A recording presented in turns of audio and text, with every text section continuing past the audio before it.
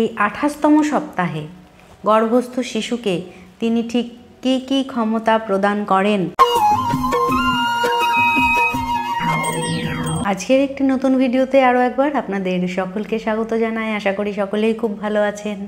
যেহেতু এখন আমি প্রেগনেন্সি জার্নির মধ্যে দিয়ে যাচ্ছি, এই কারণেই আজকে আপনাদের সাথে 28তম সপ্তাহের কিছু গুরুত্বপূর্ণ টিপস শেয়ার করব।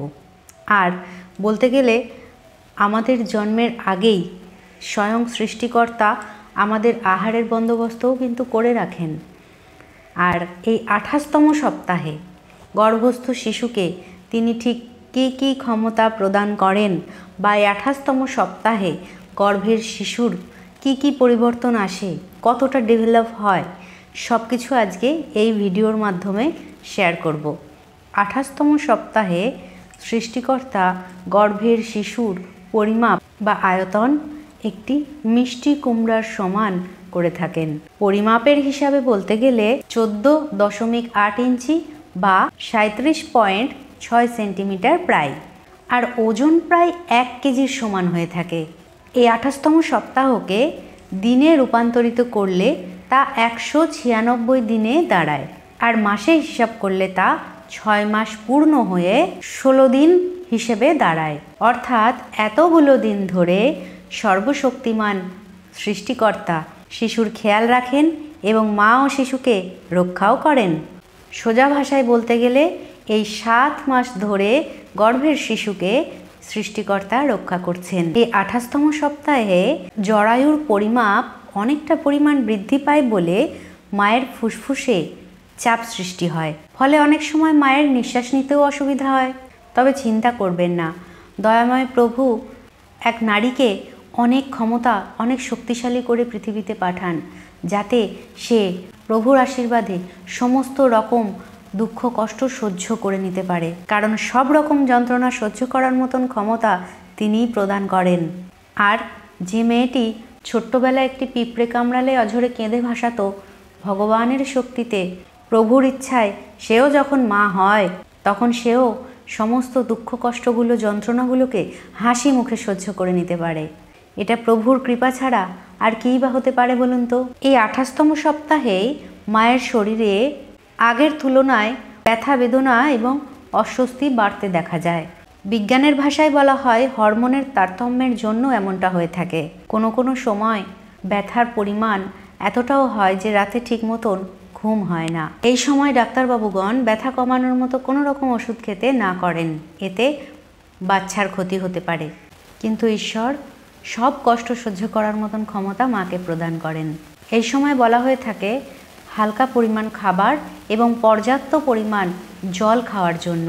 তবে অনেকে এই সময় গর্ভকালীন যোগব্যায়ামও করে থাকেন। এই সময় থেকেই বারবার বাথরুমে যাওয়ার প্রবণতা অনেকটা বেড়ে যায়, তবে এটা খুব স্বাভাবিক একটা ব্যাপার।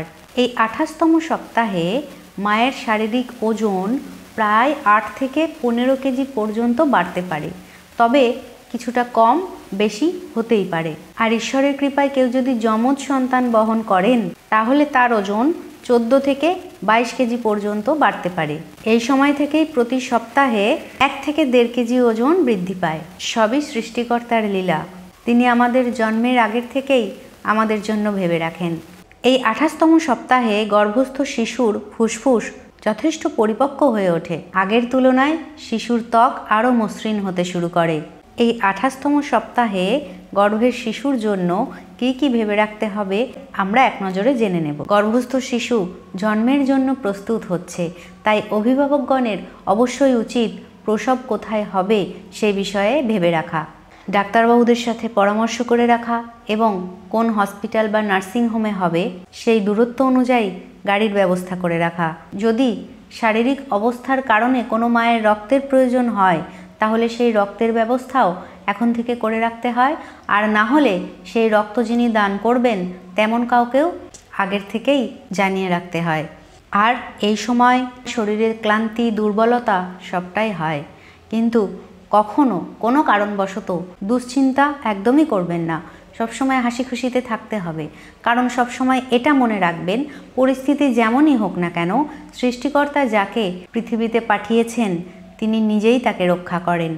সেক্ষেত্রে আমাদের উচিত সাবধানে থাকা, আনন্দে থাকা। আর যদি সম্ভব হয় গর্ভগীতা পাঠ অথবা শ্রবণ করলে এই সময় অত্যন্ত ভালো বলে মনে করা হয়। তবে বাড়ির পরিবেশের ওপরেও কিন্তু মায়ের মনের অবস্থা নির্ভর করে। তাই অবশ্যই এমন কোনো পরিবেশের সৃষ্টি করা উচিত নয় যাতে মায়ের মনে খুব খারাপ প্রভাব পড়তে পারে। মায়ের মনে খারাপ প্রভাব পড়া মানেই কিন্তু বাচ্চার ওপরেও খারাপ প্রভাব পড়ে। এদিকটা অবশ্যই সকলকে সচেতন হওয়া উচিত। আর এই 28 সপ্তাহের পরেই আর কিছু সপ্তাহ বা কয়েক মাসের অপেক্ষার অবসান ঘটিয়ে সেই নবজাতক পৃথিবীতে জন্ম নেয় এবং পরিবারের সকলের মুখে হাসি ফুটিয়ে তোলে। ঈশ্বরের কৃপায় সকল মায়েরা সুস্থভাবে সন্তানের জন্ম দিন। সুস্থ স্বাভাবিক থাকাটাই সবচেয়ে বড় কথা। স্বাস্থ্যই সম্পদ। আজকের ভিডিওটি এখানেই সমাপ্ত করলাম। সকলে খুব ভালো থাকুন, সুস্থ থাকুন। আবার পরবর্তী ভিডিওতে দেখা হবে। রাধে রাধে।